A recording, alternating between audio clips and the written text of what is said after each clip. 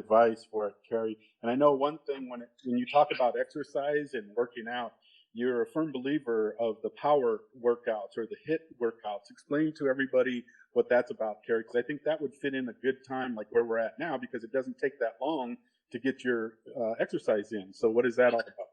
Well, that's high interval intensity training, and that's good if you can do it. For instance, if you're walking, I mean, if you walk at a regular pace, and then every once in a while you try to walk faster for a brief period of time, and then you'll walk a little slower, then you'll walk fast, then you'll walk slow. If you have a bicycle, exercise bicycle is what I used to use at the gym.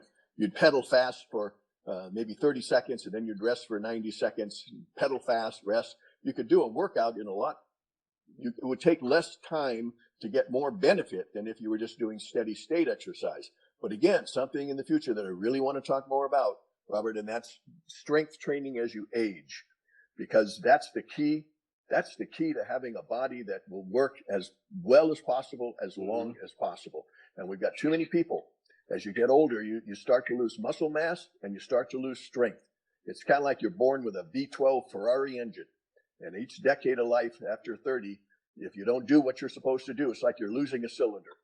And pretty soon you're only at half of what you used to be, and you're wondering why you get so tired doing what you're doing. And your functional life, you look different. Your body kind of just has a whole different proportion to it as well. And that's why strength training has to be a part of any intelligent age impairment program. Along with your aerobics, that's great. Like you said, high intensity interval training or just some type of aerobic activity, stretching, they're all important. But actually the scientists, and Robert, I keep up with the literature as much as possible. I do research every day, and you'd be amazed at how many papers are being published that are just really extolling the benefits of strength training as we get older. You got two things going on. One's called sarcopenia, and that's the loss of muscle mass and strength and function as you age. And then you got frailty, and that's where you get, it's part of the whole sarcopenia thing as well, but just where you're just vulnerable. You're vulnerable to just stand upright, or in the danger of falling. You're vulnerable just to be able to, to pick up something that normally would be no problem. So those are sad things. And you got older people in rest homes who literally can't get out of a chair without help because they just lost all muscle function. So it's a problem. And when you do that, your hormones are affected because you're not exercising properly. In fact, if you allow me to digress, I just saw a real interesting paper. A physician at a lab, I think back east, was talking about how exercise can help people with or avoid some of the problems from the COVID-19, because the exercise helps the body produce an antioxidant, an internal antioxidant called superoxide dismutase.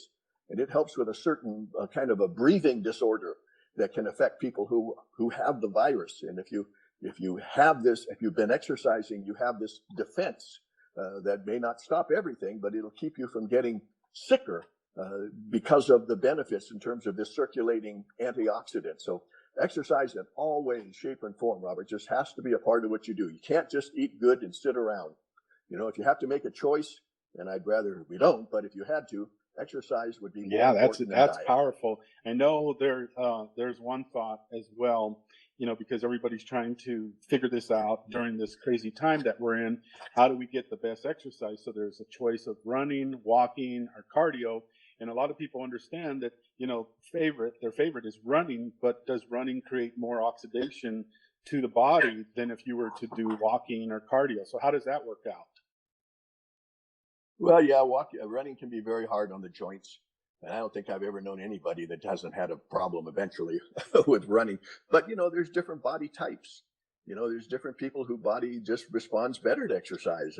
You and we're a little stockier than a long distance runner. So the pressure you put on the joints might eventually prove problematic. That's why if you're going to do aerobic stuff like that on a bicycle or a stationary bike or a moving bike or something, or even swimming, that might be better. But it is good because it gets the heart going, and walking is a good general overall exercise. I mean, it just is very positive, helps with digestion. You walk after a meal, it helps you use the food better. It helps clear your mind, but it won't add muscle, Robert, to the upper body. So it's a good thing to have, but it just isn't going to do the trick as far as keeping that muscle mass on your body as you age. The more muscle you have on your body, the more calories you burn at rest. So, and the more muscle you have, the stronger your bones are. You have to create some tension in the body with the muscle holding the bones. If you just hold a skeleton up, it falls over. You got to put in the tendons and ligaments and bone and muscle to have it stand up. So yeah, walking's wonderful. And I've been doing more of it. Right. I just love walking. But you got to do the strength training. And with the gyms closed now, you got to be a little, if you were a gym person, you got to be a little more creative, whether you're doing some push-ups or maybe trying to have a bar, a chin-up if you can do it. But I bought these exercise bands, and I've been very pleased with them in terms of the exercise I can get. So something that makes the muscles work harder than they normally do. That's the body's defense. Once that happens, it says, oh my God, this is a challenge. I'd better meet this challenge by adding some more muscle to my body. and then you got to go over the fact that also as you age, if you want to keep your muscle mass up, you've got to have the right diet, and especially protein. Because protein contains amino acids, especially the essential amino acids, that really are responsible for building muscle. And the sad thing, Robert, again, hopefully we can extol on this more in future episodes as well. As you get older, that signal that comes from the protein to the muscles to initiate what they call muscle protein synthesis, MPS, it gets weaker and weaker. So if you don't have enough protein, and you actually probably need more protein as you get older, not less, because you're just not handling it as well as you used to.